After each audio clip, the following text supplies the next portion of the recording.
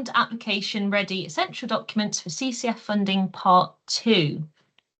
In Part 1, we sort of covered one half of the documentation that's needed, and this is the second half of it. It's really just to have that funder's voice to explain why we ask for certain things, to give some tips and tricks. It's not you must do this and different advice, but it's just to help you on your journey. Some of you may be at the start of the journey and just getting application ready. Some of you might already have it in place and want a reminder or just want an insight of the why behind we do what we do. So that's sort of the large aim of these sessions. So here's the documentation, and it sort of works as the structure of our workshop. Previously, we looked at the top, Constitution, Articles of Association or set of governing rules. We looked at why you would need a minimum of 3 unrelated members. And then we went down to point 4 of how you register your details. So this session will be about everything safeguarding policies and procedures. And then Fiona will be talking through everything financial. So the 2 points there of most recent end of year accounts and a bank statement. That will be what we go through today. We've got an hour and a half. We may be earlier, but there'll be the Q&A session at the end. So if you've got any questions through that you think I'll forget if I leave it to the end, pop them in the chat. That's completely fine. And then we'll discuss it afterwards. So what is also really good to look at is an important resource on our website. We've got something called the eligibility checker. And that is just a very quick, simple way to see if you've got all that documentation in place, if you are application ready. And it's a good one to just refer back to of everything we use here. Find it on our website. So always, always, always a big question. Pop it in the chat. This would be great. What do you think is a misconception when it comes to safeguarding? There's one thing that everyone always comes back to me with, and I just wondered where we're at, what you think that misconception might be. A little bit of audience participation here. Keep an eye on the chat.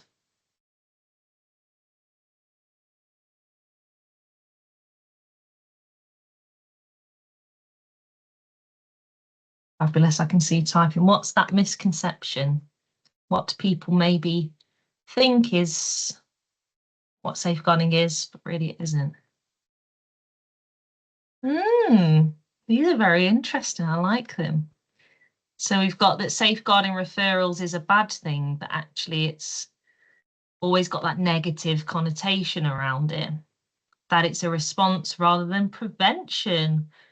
Wow. Yes, actually it's fantastic. May be only limited to children and vulnerable adults.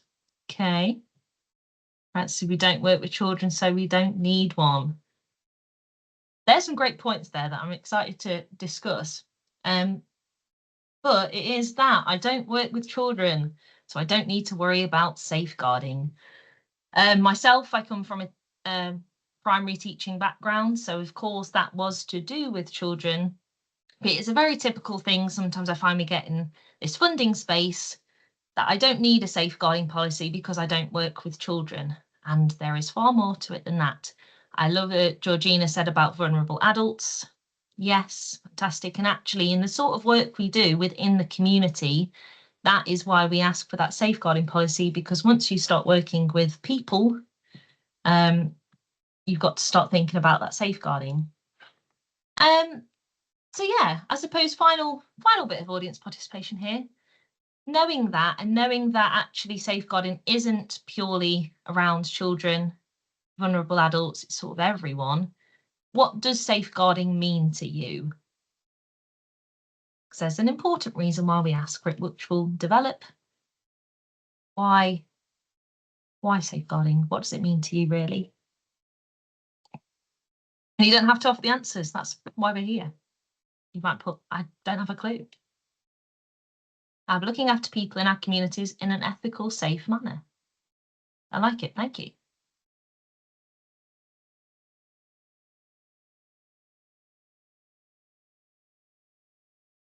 Clear intent, process, and accountability. Nice word. Thank you, Francis.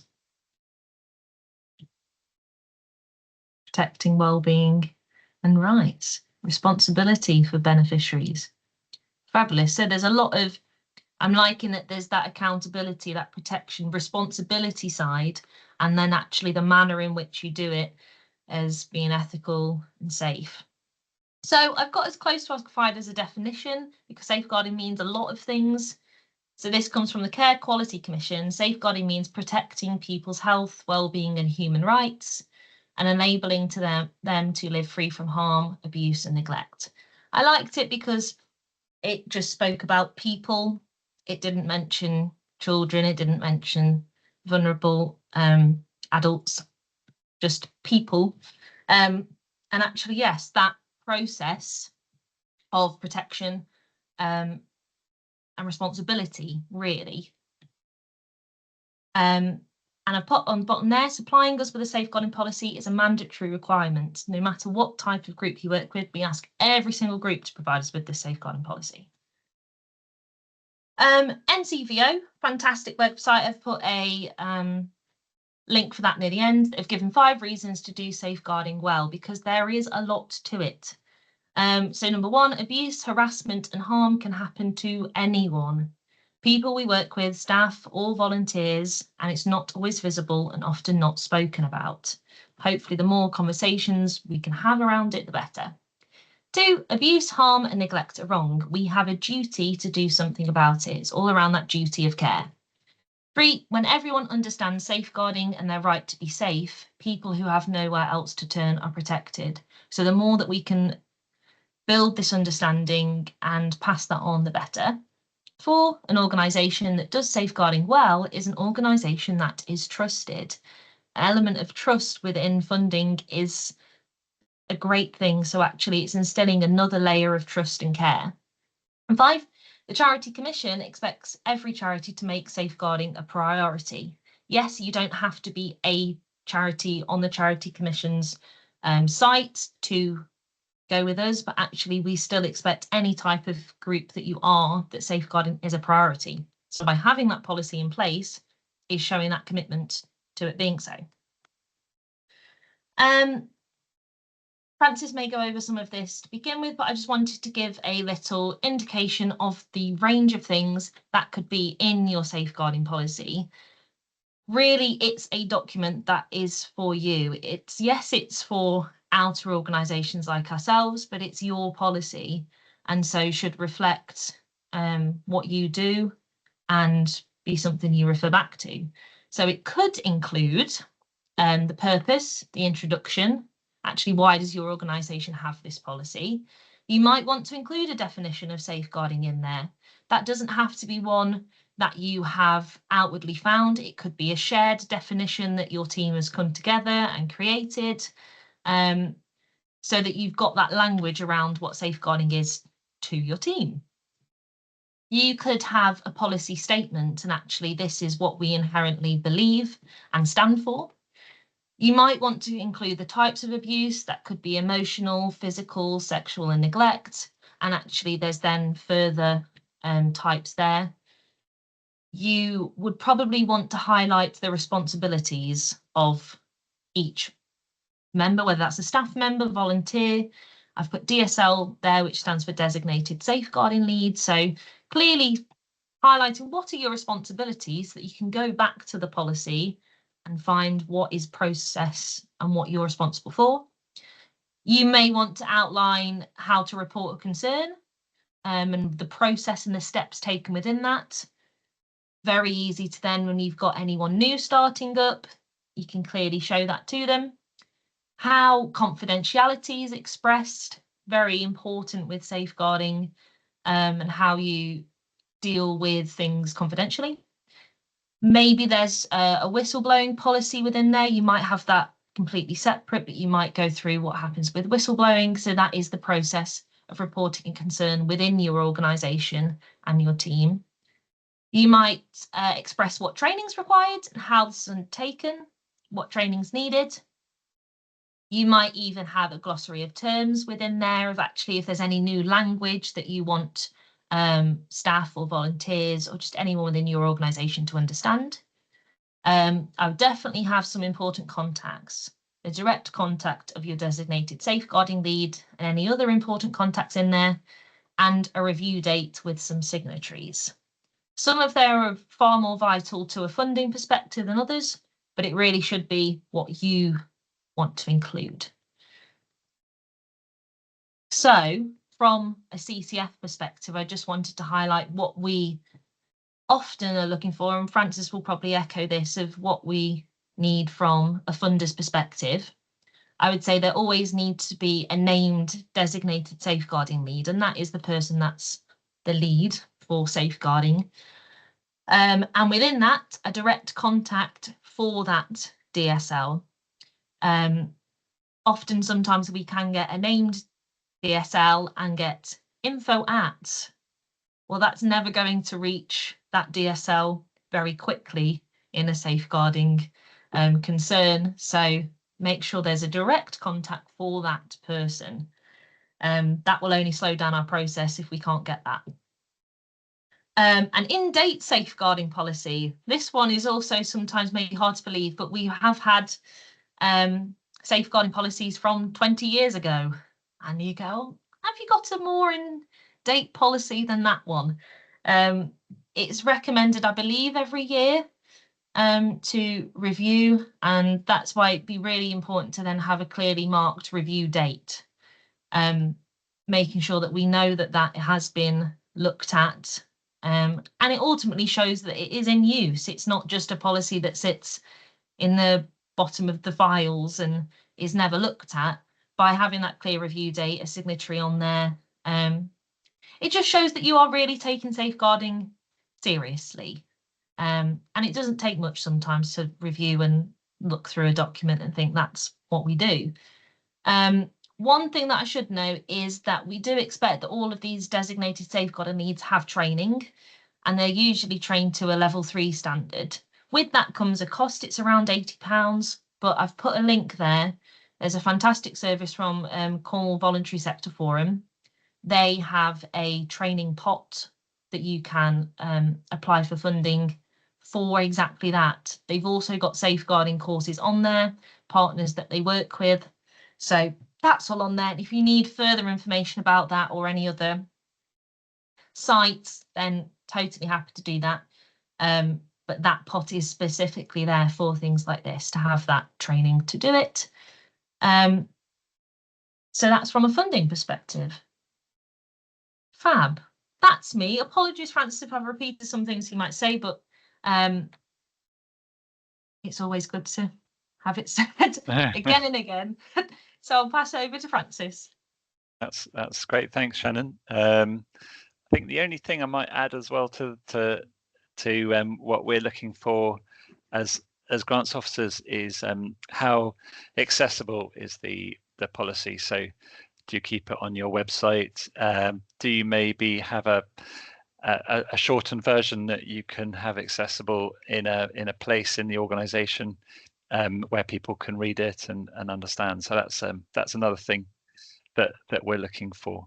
But yeah, I'll just talk briefly about safeguarding from my perspective of when I work at the forest school that I run. I run a forest school called Forest Pathways, CIC. We are based near Falmouth, and for those of you who don't know what forest school is working out in the outdoor environment with children, mainly, sometimes with adults, and it's really teaching children to do a number of different skills that are in the woodland environment. So things like firelighting, crafts, cooking on the fire, shelter building, really anything that is within that environment that's using natural materials. But we're not just teaching that, we're also teaching how to teach them to get along with each other, teaching them to be resilient, teaching them how to solve problems, teaching them how to enjoy being in nature. It's amazing how many of the children that come to us haven't had that experience before and just feel like a fish out of water, and so yeah, over time they get used to it, and they learn to love the woods. So that's what we do. We've been operating for a bit over 5 years, and we've worked in schools, we've worked in nurseries, we've done public events, and we now run a bi-monthly session at the weekends for everyone, but mainly for children with refugee status. So you can see in the picture that's some of our group, and you'll be pleased to hear they've all given their consent for their images to be used. So we've thought about safeguarding even in that. So yeah, just to think through safeguarding, I thought it was useful to maybe try and break it into three areas. I'm thinking about policy first. Well, overall, I suppose, yeah, to us, safeguarding is a key, like a cornerstone of our organisation. If we don't have a safe organisation for the children that are with us, it's yeah, we can't start. So it's the first thing. If we're looking at our documents and looking at the way our process is, it's the very, very first thing we look at, because the welfare of the child is the paramount importance. So yeah, thinking about policy, it's not static. It's not something, as Shannon said, that sits on a bookshelf gathering dust. We've yeah, we had a safeguarding document that didn't change for a few years, and yeah, it became something that was a bit static. It was fit for purpose. It was reviewed, and it was up to date, but we hadn't thought about it, and we hadn't talked about it. And recently we had a review of the organisation as a whole, and it was the first document that we came to, because we felt that, yeah, we had it there, we knew it was there, but we hadn't really thought about it and how we had developed as an organisation, but it hadn't developed as a document as much as it could have. So yeah, not a static document, and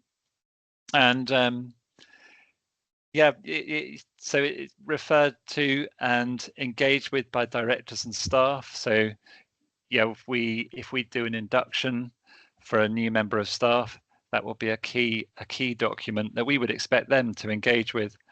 And if we're interviewing someone to take up a role with us, we would expect them to have a really good understanding of that document, and what safeguarding means.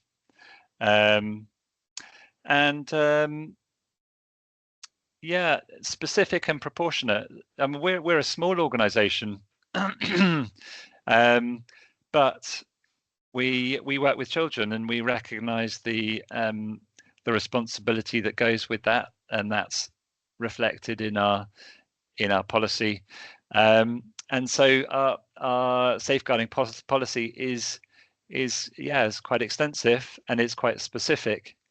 And I think specificity is really important, and certainly as a grants officer, when we're looking at documents, when I'm looking at a document, if I can see that it's been written and it's not just been cut and pasted off the internet, some bits are often, which is okay, because there is some really good material on the internet, but if it refers to processes that are specific to that organization, and there's obviously some thought that's gone into it, then it makes me feel good and safe that organization has a good policy. And for instance, we at the Forest Pathways made a decision that we weren't really geared up to cater to intimate care. We couldn't really do that. That wasn't within something we could take within our remit. And so we're quite specific about that in our policy. And yeah, and I think in terms of process, if there needs to be some sort of if there's a disclosure, that sort of thing, the more specific the better, because it makes it a better document to use for that person if in a stressful situation where they're having to use it. So those are sort of three things that I thought were worth mentioning. So if we can go on to the next slide, please, Shannon. So process, procedures. Yeah, so again, yeah, just that they need to be clear, and that they need to be specific, and yeah, that very much important with procedure. And then yeah, another area, so if you have processes that overlap with other parts of your organization, so we have overlaps with GDPR, with recruitment, with our recruitment policy, with health and safety, and the more you can cross-reference the different policies across each other, the better, because then you get a feeling that all the policies are coming together to protect the child, and protect the people working in the organization as well. So for instance, in our recruitment policy, we will there is an induction process, and within that induction process there's a lot of referral to safeguarding, and the same with GDPR. So yeah, referring to when photographs can be taken of children, yeah, how long those images can be held by the organization, what they, where they can be held within the organization, in terms of secure storage. That's all stuff that is relevant to safeguarding, but not necessarily held within the safeguarding document. So yeah, if you can cross-reference that, that's great. Yeah, just looking for up-to-date information, as Shannon said. I saw a document the other day from a football club that was still referring to child protection. Child protection went out as a term very well about 15 years ago, I think, 10 years ago. So that's an example of yeah, when you get a feel for a document that's not been looked at or been thought about for a while. Yeah, can we go on to the next slide, please, Shannon? So yeah, organizational development. I think it's really interesting. Looking at lots of safeguarding documents is one of the things I do in my job. You really get a feel that it's a bit of a bellwether for the organization as a whole. The health of the organization is often shown by the safeguarding document,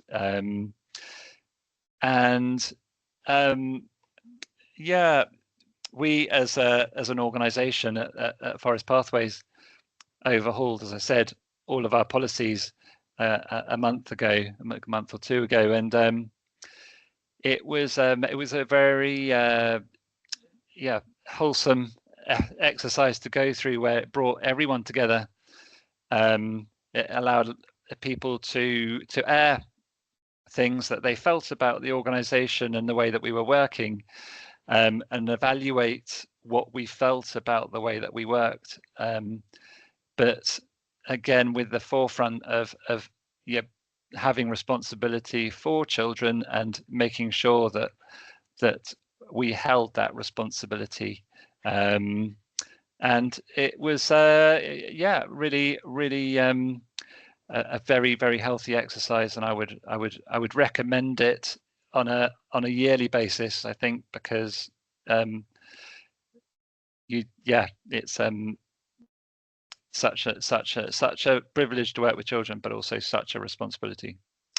And yeah, and I think as well, organisations that have strong child protection procedures and policies in place are often very outward facing. So they're the organisations that have got, you know, up to date information about where to go to get training and what the best practice is, and what the latest thinking is, and also transparency. So yeah, thinking about you know, how to show to people, users and stakeholders, you know, how they can protect children, because I think the Children's the Safeguarding Act and the Children's Act, they are very clear that it isn't just you know, it's everyone's responsibility. Children are everyone's responsibility, and it's everyone's responsibility to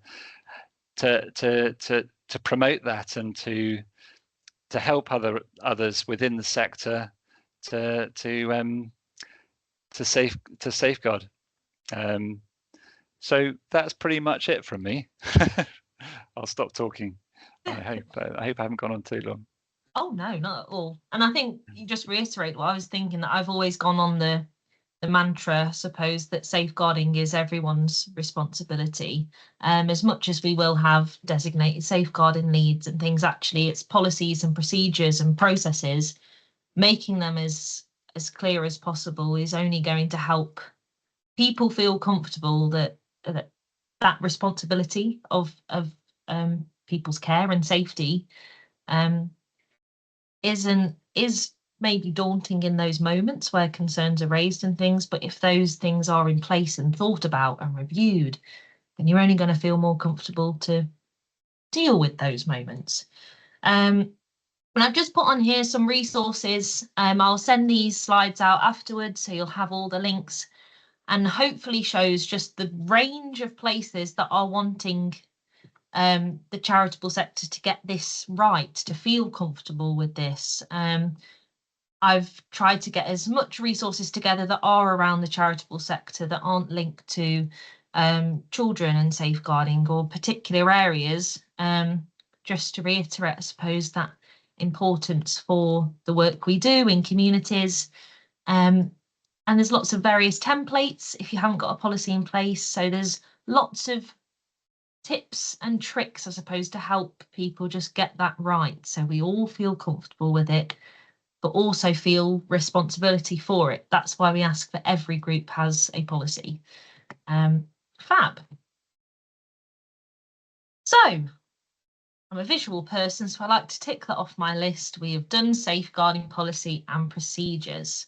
And so moving into those bottom two, I really wanted to invite Fiona. Fiona's not usually, I suppose, people facing, so it's fab to have Fiona with us, and she is the finance guru, and I think we don't have much opportunity to talk to finance managers in your teams and that side of things, but actually that's a ball of goodness and expertise that needs to be tapped into, and Fiona's great. So I will leave you over to Fiona, tell you all things finance. Hello there. I'm aware that it's a warm day out there, so I'll try not to ramble on too much, send you off to sleep. First of all, looking at the headings that Shannon's kindly put forward for me, finance jargon, I think I'll probably pick up on that as we go through rather than reel off a list which you won't remember. But it is useful to say that the little grant application resource booklet, which I think is on our website, on the back page there is understanding funding jargon. So there's a few useful ones in there for reserves and restricted, unrestricted funds, and income and expenditure and governance. So the next heading, what is good financial practice? That is a very broad heading, and I thought we'd just go through some general pointers which aren't really specific to your application, but just a bit of background. Looking around at the intros today, I can see we get people quite a wide range of roles and size of organisations that you're from. I'm not going to talk too much about different kinds of structure of your charity, because I guess you're already there. But any questions later, I'm happy to answer. The first thing would be to have, we talked about a safeguarding policy, would be to have a good finance policy. And that will basically lay out everything, who does what, responsibilities. We have, because we're sort of a larger charity, we have various committees as well. We don't just have one board, but you may be trying to run that from one sort of set of meetings. But we will often have a grants committee. We have the finance audit and risk committee. We have our fundraising and donor acceptance committee. We have HR committee. We have all sorts of things. But the core of all these committees is policy for each one. And our finance policy links into all of these, because we do have an overview, because finance underpins everything. From the income coming in, but from your perspective, grants going out. So we have to ensure that we exercise proper, due diligence. Our purpose as a charity is not just to pay out grants, but we have to make sure that this grant funding gets to the right people and organisations. So when the team come to assess your incoming application, as part of that is that we're looking to see that it's the right fit and it meets the right criteria. Just coming back to the finance policy, other headers in there you would be payroll and pensions, general expenditure, buying, purchases. That covers who has authority, and we have stepped level of authority. Like one person can set a payment up, another person comes and reviews it, and this is all segregation of duties, we call it, to avoid fraud, and to keep ourselves safe internally as well. We also have compliance is a big thing. Coming to that, so compliance is Charities Commission, Companies House for those of you that are registered with them, HMRC, that impacts on your payroll and pension. Then you've got all of your insurances that you need to arrange. Yeah, sorry, lost my thread there. So yeah, that's it. So the other aspect we have is we are subject to audit. But the smaller organisations, perhaps some of yourselves, may just be subject to an independent review, but it's still quite a sort of harrowing procedure to go through and to get all the information ready that they want. There's different finance thresholds for that. It's over 25,000, you need to have a financial review, and over $1 million income, you're looking at an audit. Or if you've got 250,000 income but assets of over 3.26 million, you're also looking at an audit. Moving on from there. Yeah,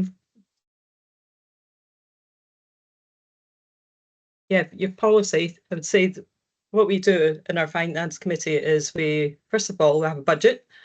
So we want to forecast where we're going to go, what we think we're going to do this year and the next few years. And it's really important to actually monitor that budget and keep on track. So we, for example, our terms of reference sets out that we'll have a meeting at least 3 times a year, but it's usually 4 or more as necessary. And I prepare a rather large pack for that prepare management accounts, which you might do, compare them to budget, explain why things may be better, may not have done so well. We also have a balance sheet to show where we are with cash in bank, and other assets, liabilities. Also, we look at our reserves, which is a very key area for you. I'll talk more about that in a second. It's really important that you have we're required to have a reserves policy, and your level of reserves can be, just so I'm not talking to myself here, everyone seems to be frozen. Somebody give me a wave. Yep, we're all right. So you're not asleep, just in a stupor. Right. Yeah, reserves policy, there is no set methods of working out your level of reserves. It's because it really depends on the size and complexity of what you do. There is a big guidance document which you can have a look at, I can send that link out later. But it could be a fixed amount. It could be, which is quite commonplace, to say that I need 6 or 9 months of operational costs available. And the idea, or you could have no policy at all, but that's quite risky and it's not very popular. And you'd have to put in a good explanation as to why you feel you don't need any reserves to have a reserves policy. But that may just be for very small organisations that just get a set amount of money in it and it goes out within the same year. Yeah, reserves. You also need to monitor your how things are going through the year against your reserves as well. You really only need to strictly review them once a year, but it's good practice to just keep an eye on them, because if you've had an overspend partway through the year, you may actually fall below what you want those reserves to be sat at. And the reason you need them is just to ensure you've got resilience and sustainability for the charity, that, you know, if you hit any bumps in the road, that you can keep going and you don't have to just shut up shop and give up everything. Moving on from that, so something else.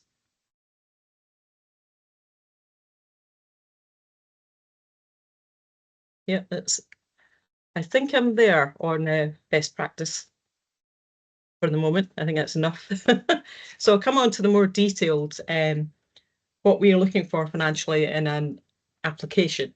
And as I said earlier, I don't actually assess applications coming in, because we have segregation of duties. So somebody will look at the grants coming in, then it'll go to an independent panel for review and decision, and then people will be advised if they're successful, and then the grants team will then catch up with you from last bits and pieces to be done before the grant can be paid, including getting your bank statement, and then they will send me a report, and then I'm the one that actually pays the grants. So that's why I've been asked to speak to you about bank statements. And the bank statement we need, we ask you to go in at the time of application to provide a bank statement that's less than 3 months old. And in the past, we would ask for it again at the point that the application had been approved, but we realised that was quite irritating, because it could take a few months to get through the process until it's approved, and that's not necessarily your fault. So we will go with the one that we've got, but if it throws up any issues and I come to make the payment, then we will come back to you and ask for an updated statement. And it's quite surprising that organisations, they can change their bank details and forget to tell us. So when I come to put the payment in, it's like, no, don't recognise those details. And our bank system is a bit like your online banking that you use at home. It'll try and check that the account name and the number, they match. So if your account name that you've given us is like a nickname, or it's not the full name, that'll throw up an issue when I try and pay it. And I was trying to make some checks on our own records myself, as in looking at your bank statement. But if I can't find a solution to it, I will bounce it back. And that can, you know, that delays things at your end, which you don't want. So it's best just to send us a full one in the first place, showing your full name clearly, an address, the account number, sort code, and yeah, a recent one, so we can just have a look, make sure everything's okay. And another little condition that is sort of thrown in there, not directly related to bank statements, is that you please have 2 signatures in your bank account, and that's just so that it's not one single person getting money out of the organisation, which again is another risk for fraud. And charities are very susceptible to fraud, and it's getting worse and worse now. We've got emails flying in every day. Yep, I just see a comment there. Yeah, I'll read that out in a second. Yeah, and now we have AI. It's becoming more and more sophisticated, more difficult to spot phishing, scams, what's not real. So this is why we just want to it's easy to do, just send us the right one. We prefer PDFs, but if you take a photo, that's okay, as long as it's clear. It's quite surprising that a lot of the statements that come in, they're a bit rumpled, or the light's a bit dark and I can't actually read it fully. So that was why. And we have to, going on from that, we will then, one of the team will call you if you're new to us to verify the details over the phone. And that is what people get concerned about that. Like, who's this stranger phoning me up, asking me for my details? And it can be a bit of a sort of like a standoff. Like, we need to speak to you to get the bank details, and you don't want to speak to us because we don't know who you are. So you can always phone up our switchboard and just explain, like, somebody just phoned me, was that genuine? And yeah, we'll make sure you know that it was genuine and it was us. And we have to do that because that is due diligence on our part for our charitable duties and obligations. And again, we have had quite a few incidents of people near misses, I would call it, and one particular one was quite a large sum of money, and it was email interception. So that's why we cannot deal with you entirely by email all the way through the application process. So I'm sorry, folks, but you will get these annoying phone calls. Okay. I just saw Georgina has put in the chat. Georgina, can I just I was going to get Francis next. Yeah, go on, Francis. Just to add that when you submit a bank statement, if there is any sensitive information on it, in the transaction area, you can redact that. And we just need to see the account number and sort code and account name. Yeah, good. Thank you. And also beware when you're, a lot of people just think, oh, I'll download a bank statement from my online account. And quite often it doesn't include the address. And also quite often, if people have several bank accounts set up in their online banking, they give them nicknames. So it might have a shortened, it doesn't have your full name on it. Sometimes it does, but more often not, it doesn't. So just look out to have a look at that before you send that across. That's fine. Yeah, I saw that Georgina made a comment there. NCLF refused to deal with an application because the name at the top of the bank statement was not exactly the same as their official name with the Charity Commission. Yeah, and I'm afraid you're going to get more and more of that now. Yeah, we have quite a large portfolio of investments for endowment, as our example. So whenever I want to take any money out or put any money in, or we have to fill out big forms ourselves, and I have to have a chapter and verse, and that is what they will do. They will look at Companies House and the Charity Commission and also check that the signatories that we've signed the form, that they're named there correctly as well. And later this year, Companies House, the ID process for everybody is coming. So for new people who are applying to be registered with Companies House in any aspect, you'll have to provide full ID from now. But for longer standing organisations such as us, I now have a huge exercise of forwarding ID for 16 trustees, which I'm really looking forward to. But I can see the point, it is necessary. There you are. Yep. Gary there has said he's verified it with his passport. Yeah. And it's fine if it's you singular, but when you're heading up your group of trustees, yeah, it can take some time. So just make sure if you have got anything like that and that you start dealing with it when you get it, and don't put it off until a couple of weeks before the deadline, because you might hit on some issues. Yeah, coming back to what we want to look for financially in an application. I'll just add, there's another page in the little grant application resource booklet there, which is really good. Shannon's put it all together. It's the finer details page. I don't know if you're able to put it up, Shannon. I'll put you in the spot. I'll just read through it. I'm too scared to stop sharing different screens, but I'll make sure to send it out so you've all got a copy. Okay, so it's clear project dates, which I'll just let you, that's what it says on the tin. Full project costs with so the full project, not just the little aspect you're asking us for. A clear breakdown of the full costs. This will include the amount that you're asking for us to fund. We're also interested in any amount that you've already raised yourselves or you're applying for from other organisations. I think you just need to tell us the amount. You don't need to tell us who from specifically, but Francis can correct me there if need be. Just round your figures down to £10. We don't need all the pennies. They'd be grateful if you make sure it adds up correctly, but the assessors will check that. Highlight primary beneficiaries. And tell us as well how they were referred to you. That's more of a information rather than finance aspect. And next, your budget breakdown. So I've already said the full project costs, but we'd just like it to be broken down. The key factor usually is asking for an element for staff costs. So what we like to see there is what role it would be, how many hours would be needed. You could say, oh, we need them for 2 people for 10 hours a week for 30 weeks, and the hourly rate of pay, and cost that up for us. Any capital item you're looking for, if it's over £2,000, we'd like 2 quotes, please. Also have a thing, it's not on this list, but also have a think about other costs that may not be obvious to you. General costs, overheads, includes them as well for review. Because if your staff costs go up, it might impact, your insurance might go up, other costs might go up in tandem with that. Just have a think about that. It's good to include it. It doesn't mean that we're down to the assessors and the panel in what the award, but yeah, just have a think about what the full cost is to you. And then there's this point there about experience, your experience. It's not a finance point, this, but just your experience and your skills. It's great to know. We like to have lots of information from you, and it's good to know, not just for practical purposes, but we just like to hear what you're all about.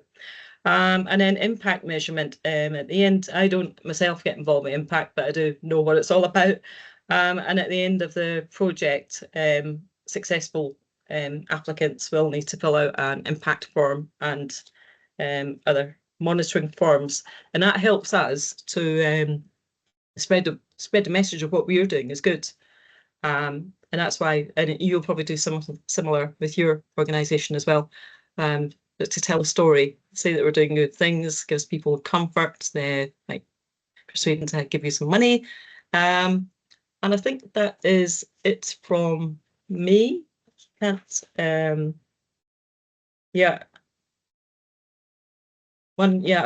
come back at funds I didn't mention. With your actual accounts, we also like to see the most recent set that you have, and usually that's the most recent sort of reviewed, inspected, audited version. But if it's over 18 months, it would be good to show us SIP management accounts or your draft accounts as well. It just helps us because, it's been quite a turbulent few years across the market for everybody. So it's quite likely that your circumstances will have changed then. So we just like to review where you're at now as well. Also, I just went through an exercise because our assessors and grants team want me to give them some help with looking at some of the more unusual sets of accounts to receive. And I did pick up from that. They sent me some examples that some of them were quite old, and you do have deadlines to submit accounts to Charities Commission within 10 months after your year end, and Companies House 9 months after year end. So I'm thinking of that, okay, but there should be another set of accounts available after this one. So our assessors may bounce back to you and say, look, can we have some more information, or can we have some more up-to-date figures, please? So reserves within the accounts. My conclusion from that exercise was that although accounts take many different formats and they could go on to 50 or 60 pages, I just always home in on 2 or 3 pages of them. They're all basically comprise income coming in, expenditure going out, and ideally, hopefully, a surplus. We use that language, income and expenditure, in a charity world because we're rather than profit and loss, because we're not out to make a profit. We like to make a sensible surplus, which will then usually be channeled back into what we do, or might be earmarked for certain projects of our own. It may be called the SOFA, the bigger set of accounts. It's just a statement of financial activities, but it amounts to the same thing. And your balance sheet, usually the main factor on there for you would be your bank and cash balances. You might have some debtors and creditors, money due to you, money due out. With my brain, I always try and stuff out what that is. There'll be a bit of a breakdown of what they are. Usually not much information there further in the accounts. And also at the front of your accounts, whatever version, there's usually an introductory report, usually trustees report, and that's your opportunity to tell your story.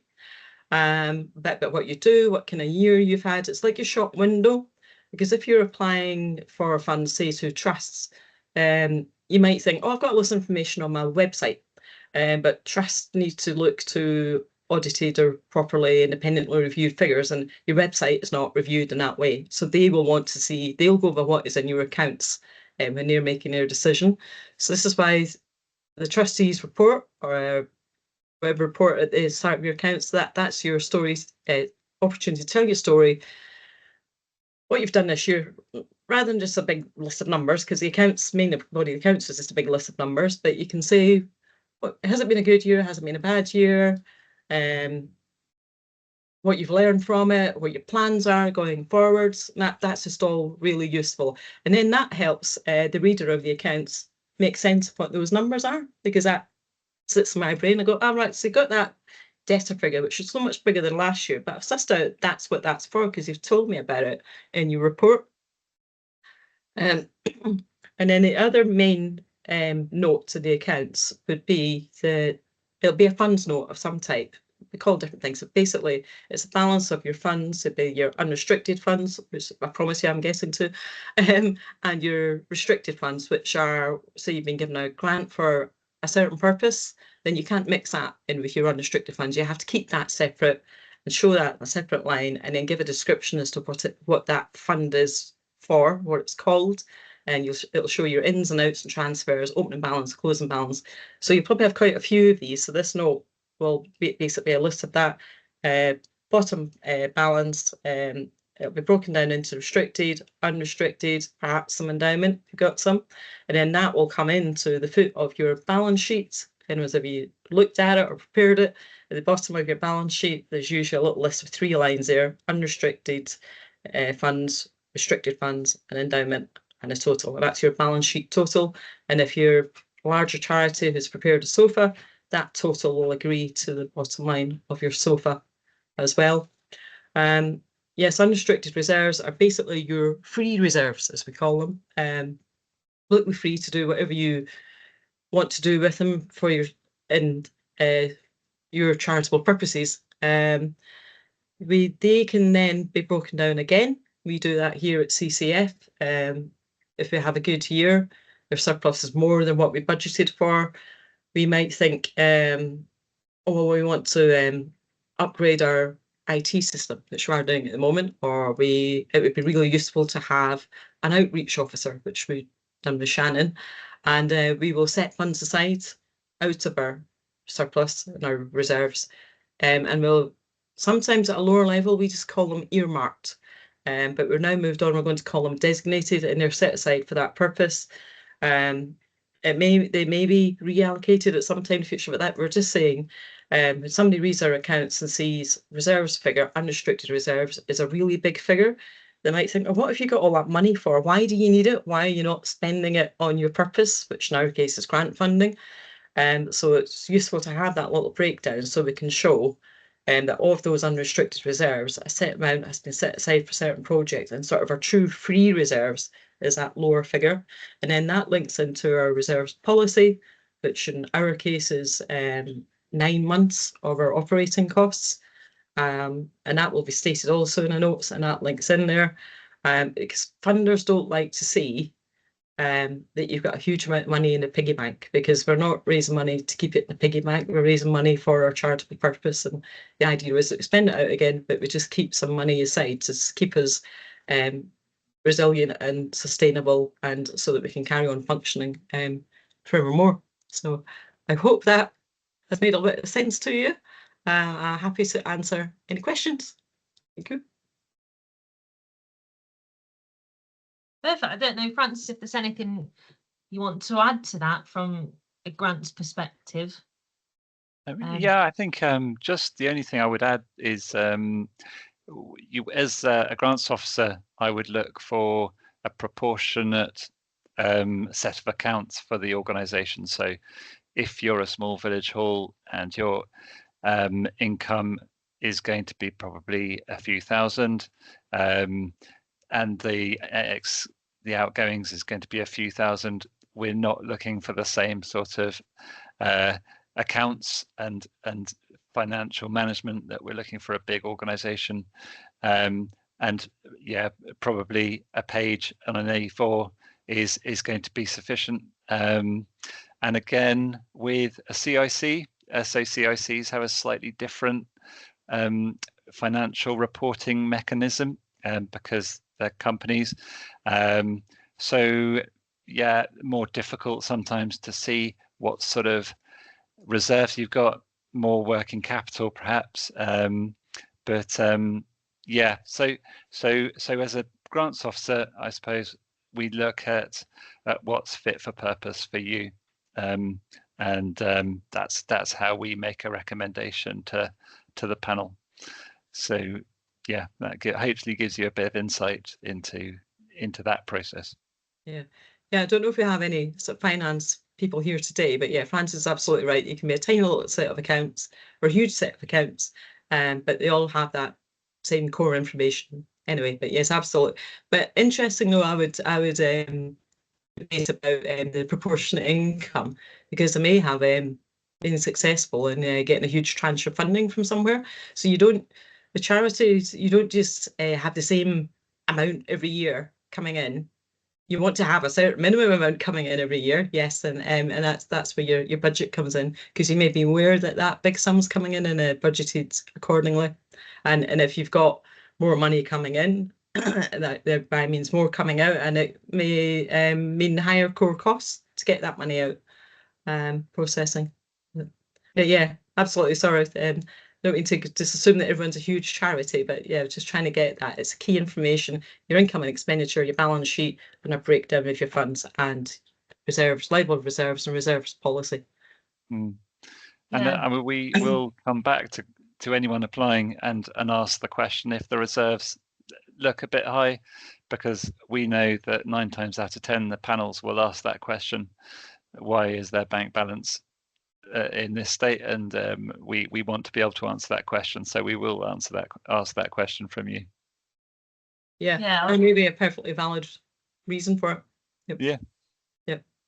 Okay. Yeah, I think that's often a thing with us, isn't it? That that's why I liked the earmarking part, and actually as much information maybe about those reserves that can be within that document, because we know more often than not that yes, it's probably earmarked for something. That's why you're coming towards us for that's extra funding. But I think that's been really useful to just actually, for people that might be starting out, for me, finance is then a scary thing. That's why I went, Fiona, please talk about this, because it can be very much for groups starting out if that's not your experience in it. And that's when, of course, you've got accountants, financial advisors, auditors that you can contact, but it's that thing again, Francis, that it's proportionate to you and it's got to fit for what you're doing. But actually knowing that there are those different parts, if you are to grow into a larger charity, there are various things to look out for. But actually, if you're looking out for that initially and straight away, then it's not going to be a big surprise,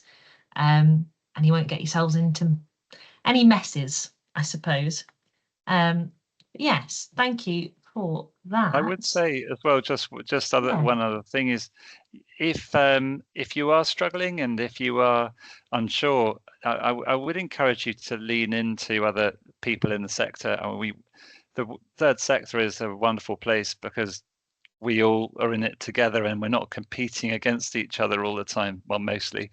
And I think yeah, we as an organisation at Forest Pathways have gained a lot of support from other organisations, and it's worth reaching out. Yes, I love that. I think it's hopefully showing that the fact that there's the three of us here almost leaning on each other for those expertise that I mean, myself, I haven't come from the sector, and everything I've learned has been from that kindness of others, and the sector is a lovely one to be in, because actually you are working towards that common feel of a goal, I suppose. And yeah, and that's what we're hopefully trying to show, that there's support on this side, but there's support from many other places, and there's no silly questions, wrong questions. You don't feel like you should need to know everything, really. And that's probably brought me on to let's reflect. That's probably my reflection of of my time at CCF that actually don't pretend you know all the answers and ask for support. So really that because it brings to the end both parts of what we do, I'll ask you to maybe put in the chat anything that you have learnt, that you've brought from it, and we'll discuss that in a second. Just as I round up, to show that there is lots and lots of support. So we will be running these parts again later in the year. I myself do one-to-one support sessions. I've met many people on here today through that. That's always there. And there's a QR code, but you can also just email me and I'll send you a link so we can have support sessions. We've got our newsletter. That's always a great way to keep up to date with what we're doing, what funds are available, what other sessions are available. Joining different workshops, there's lots going on. Visit during a drop-in session. I was in Liscard only yesterday, just to be able to have that talk, and human communication is what's the best, because you don't know what's going to come out of it.